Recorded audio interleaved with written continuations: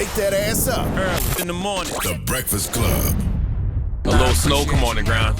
A little white snowfall on the ground. Now y'all want to play Jack Harlow. Elevator you know music. What I'm saying? Jack Harlow, elevator Yeah, music. that's hilarious. That was talking about. new music, Jack Harlow. Hello, Miss Johnson. We're going to be playing that every hour on the hour. Jack can rap, though. I give Jack credit. He can rap and he can make songs. Yes, he can. All right. Well, let's get in some front But I page get what Jess news. saying. It do sound like the elevator music. Oh, my God. Well, last night at Thursday Night Football, the Cleveland Browns beat the Pittsburgh Steelers 24-19. I'm sure What? Pittsburgh didn't see that coming. Oh, my God. Oh, you're a The Pittsburgh Steelers- fan, First of all, right? you're not a Steelers fan I'm no a more. Steelers fan no more, but, like, I still be watching their games, yo. I was so mad. Y'all should have won that. Well, I know. it's not your team, so they should have won that. Well, yeah, they should have. Yeah, see, you Dang. just switched teams this year. Now it's only good. Now they got Glorilla to represent. Right, and I know, and as soon as I went to the Ravens started losing. Like, they doing all right, but they was losing. And then I left the Steelers, and they was doing good, but I'm mad they lost to the Browns. Yeah, so they that's lost to the crazy. Browns. I think the Steelers and Ravens actually got the same record. The Steelers in the first in the division, Yeah, number one in the Steelers 8-3. division. Definitely shouldn't have lost to the Browns last night. But good morning, Morgan. Good morning, y'all. Happy Friday. MV, Charlamagne, and Jussie. Y'all feeling good? Yes, ma'am. Yes, Ravens 7-4, by the way. All right, so let's get into it. President-elect Trump's allies are coming to his defense after his nominee for Attorney General dropped out. Former Florida Republican Matt Gaetz withdrew his nomination, and Wisconsin Senator Ron Johnson thinks that should not deter Trump from making the picks he wants, and he believes the cabinet process will go fast. Let's hear more from Wisconsin Senator Ron Johnson. The type of people we need, aggressive individuals who are willing to engage in the battle, that aren't going to shy away from the legacy corporate media who are obviously opposed to President Trump's agenda. He needs a warrior. But if we start getting a unreasonable backlog, I have no problem with recess appointments. He's saying get it done. So, of course, if you missed it, go ahead, Charlamagne. No, I was going to say they shouldn't blame that on legacy media because there was, at least from what I read, there was at least 8 Republican senators who said it was going to be a hard no on Matt Gaetz, so they wouldn't have had the votes. Right, and if you, in case you missed it, Gaetz was accused of having sex with a minor. He denied the accusations, and the results of a House Ethics Committee investigation has not been released because he stepped down from his seat last week. So that document was sealed, although it has been leaked. It was leaked, not by Congress, but by someone else. Meanwhile, Trump's defense attorney nominee Pete Hegseth, he will also be on Capitol Hill today, playing defense regarding sexual assault allegations from years past as well. A California woman says the President-elect Trump's defense secretary pick sexually assaulted her years ago. The Fox News personality, Hegseth, confirmed he paid his accuser an undisclosed amount of money for a non-disclosure agreement. Them NDAs, y'all, getting y'all in trouble. Anyway, VP-elect J.D. Vance and Republican senators are meeting with Hegseth today ahead of his confirmation process. Now, back on the topic of Matt Gaetz, taking himself out of the consideration for Attorney General, political scientist Dr. Susan McManus says with all the evidence mounting up against him, it was only a matter of time, and he really was left with no choice. Let's hear more from Susan McManus. There are a lot of Republicans in the Congress that are probably looking at this as a positive because he was distracting too much from the other appointees. But all the evidence that's coming out and the pulling of the plug, so to speak, on his highest aspiration goal so far, the Attorney General, it'll be hard for him to step into another position that would have been given him that much power. It's also good to know that there are still some standards in the Republican Party, right? Like it's still some standards, in MAGA, I guess. I personally think Matt Gaetz was a social experiment. They nominated Matt Gaetz, and if there wasn't any pushback on him, who knows what they would have tried to do. That's funny that you say that. I actually believe that same theory that it's almost like go to the extreme, and then if that doesn't work, bring it back a little bit, and nobody will have a problem with it. And if it does work, we can really do what we want. Right. Okay. So Gaetz did take to social media yesterday, and it's clear, saying that it's clear that his confirmation was unfairly becoming a distraction to the critical work of the Trump-Vance transition.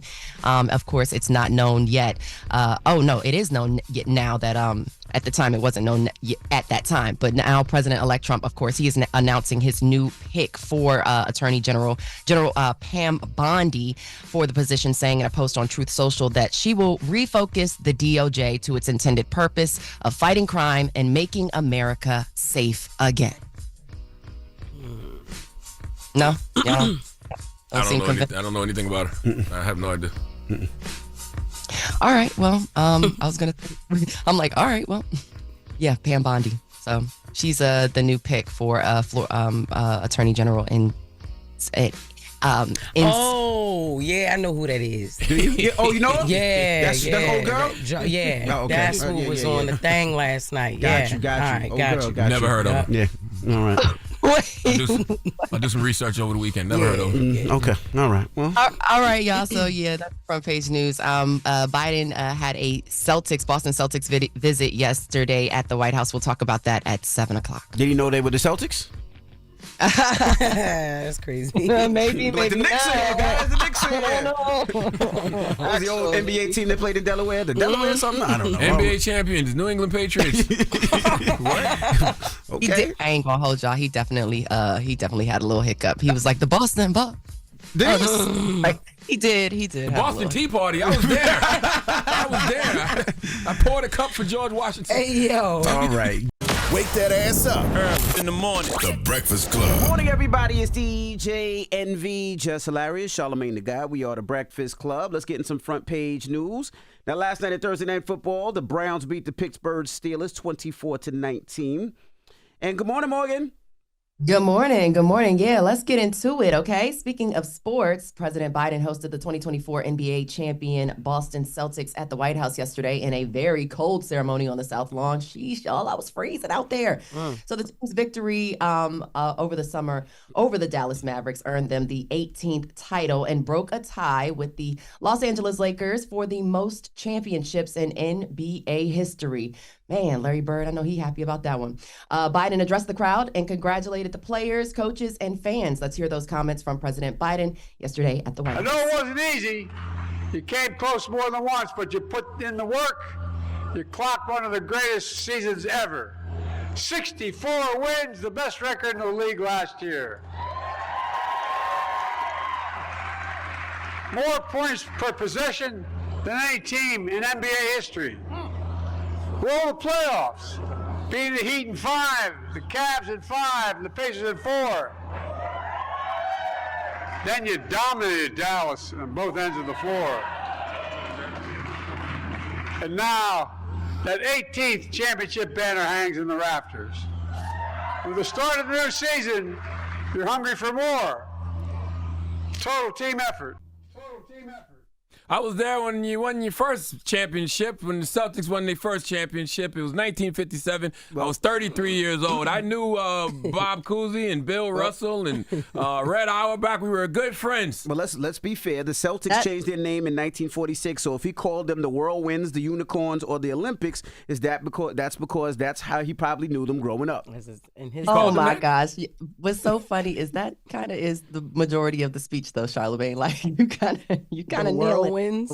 Oh, you said that? I didn't. He said that for real? You said he said? He did talk about Bill Russell, and he talked about how the Celtics were the first team to be at the first NBA championship team to ever be at the White House. Biden said that his Secret Service name is Celtic because he's Irish, and as an Irishman, he felt a sense of pride with that trophy. He also joked that Joe Mazzulla is the youngest head coach to win a title since Bill Russell, adding that he knows what it's like to be the youngest and the oldest, and he likes being the youngest better. So the Celtics' last trip to the White House was in 2008 to meet with then President George W. Bush. So, yeah, that's what's going on with basketball. But, we in a new season, new time, new championship to gain. So we'll see what happens with that. In other news, California Governor Gavin Newsom says California will once again fight a Trump administration over immigration. On Thursday, Newsom told reporters that he met with a woman who's now refusing cancer treatments because basically she's scared because she's in America illegally. He also said the incoming Trump administration is designed to instill fear. Let's hear those comments from California Governor Gavin Newsom. She's getting chemo, and she doesn't want to get additional chemo treatment because she's scared to death about Trump's deportation policies because of her status. I'm very concerned about the chilling effect of Trump's rhetoric on legal immigration, not just illegal or irregular immigration. I'm deeply concerned about mixed status families in this state. I'm concerned about our kids feeling safe going to school. Yeah, so with Donald Trump being sworn in as president in about 2 months, Newsom says California will litigate just as it did in the first Trump presidency. I would like to say that Gavin Newsom is making all the right media moves, and there is a lot of people in the Democratic Party. If you're thinking about running in 2028, you probably need to take a page out of his playbook. Like, that man has been running a shadow campaign for about a year, popping up on Fox News, doing things like debating Ron DeSantis. He's got his own podcast that comes out every week with Marshawn Lynch, and he did something yesterday that was very smart. He went to the counties in California that voted for Trump and was talking to those people who voted for Trump. He went to go talk to those working class people about the economy. That's just good politics, man. Yep. That's interesting that you say that, because this comes as a new poll shows most Democrats want Vice President Kamala Harris to be the party's presidential nominee in 2028. Now, that poll from Puck News Echelon Insights released on Wednesday found that 41% of likely Democratic voters said they would choose Harris over California Governor Gavin Newsom and Pennsylvania Governor Josh Shapiro, despite her loss in the recent election. Now, Newsom came in second with 8% support, and Shapiro came in third with 7%. Minnesota Governor Tim Walz and Transportation Secretary Pete Buttigieg both got 6% in that survey. About 16% were not sure who they would choose for the next election in 2028. Switching gears, though, actor Jussie Smollett's conviction for arranging a hate crime hoax is being overturned by the Illinois Supreme Court. In 2021, Smollett was found guilty of disorderly conduct and sentenced to 150 days in prison, but was released after serving 6 days while he appealed the conviction. Now, the actor alleged that in 2019, attackers yelled racist and homophobic slurs at him before putting a noose around his neck in Chicago. Now, Smollett's attorneys were pleased with the decision. Let's hear more from his attorney, Nenye Uche, regarding the reversal of the Supreme Court. Prosecution should not be based on vindictive. This was a vindictive persecution, not a prosecution. Let's not make any mistake about it. The Supreme Court was clear. The rule of law and due process had to remain the fundamental process for which the American jurisprudence is run. It is not run by public opinion. Yeah, so Uche went on to say that Smollett was railroaded, and what he's seeing, and what we're seeing, is the truth now coming out. Illinois' highest court, their Supreme Court, ruled that the trial violated Smollett's Fifth Amendment protections against double jeopardy after a state attorney agreed to drop the original charges. Now, the court said a second prosecution under these circumstances is a due process violation, and so they reversed Smollett's conviction. So he should be, happy with that, and we can put a nice little bow on this whole situation out of Chicago. I'm gonna be honest with you, I don't care, but I will say this. What do you think about that situation, Jess? Anything? No, I just seen one of the guys, one of the people that he paid to beat him up, was like, he guilty, but I'm glad that he not. I'm glad it's all over. I was like, damn. I think we all kind of glad that this one's over. It was kind of like we were rooting for you. Yeah. But anyway, I heard what you said too about Kamala running again too, Morgan. I don't think it's too early to be talking about that kind of stuff. I think it's interesting. She raised over $1 billion. She had 74 million people vote for her. That could be something to build on. She just needs to start campaigning now. Yep. And what I mean by that is she needs to start getting out there. And I think politicians got to start controlling their own narratives the way everybody else does. Athletes, comedians, entertainers, financial people, they have their own platforms to connect with folks, whether it's podcasts, whether it's, engagement on social media. I mean, hell, even Trump got Truth Social. So I think she needs to start trying to make those type of connections with people now. Same way Gavin Newsom is currently doing. But first, Thanksgiving. Can we take a break? Nearly 800 million Americans are expected to travel over the Thanksgiving holiday. Oh, shit. AAA predicts the numbers surpass pre-pandemic levels and set a new record between November 26th and December 2nd. Most will travel by car, but airlines are gearing up as well. So you guys pack your patience for next week. American Airlines is planning for more than 8 million passengers from November 21st through December 3rd. Southwest says it expects December 1st to be its busiest day as more holiday travelers head home. So you guys be safe on the roads, be safe on the airs, in the air, be safe traveling, period, and just have have a happy Thanksgiving holiday. This time next week, we'll be nice and fat and just sitting back, just gluttonous and happy. Morgan said, yeah, but this turkey, though. This turkey, though. Yeah, I hear all that talk about Kamala, but this turkey, though. All right. Damn. Potatoes. Okay, anyways, yeah. All right, y'all, that's your front page news. I'm Morgan Wood. Follow me on social at Morgan Media, MorganMedia. And for more news coverage, follow us at Black Information Network. Download the free iHeartRadio app and visit BINnews.com. Y'all have a good one. Wake that ass up. Early in the morning. The Breakfast Club.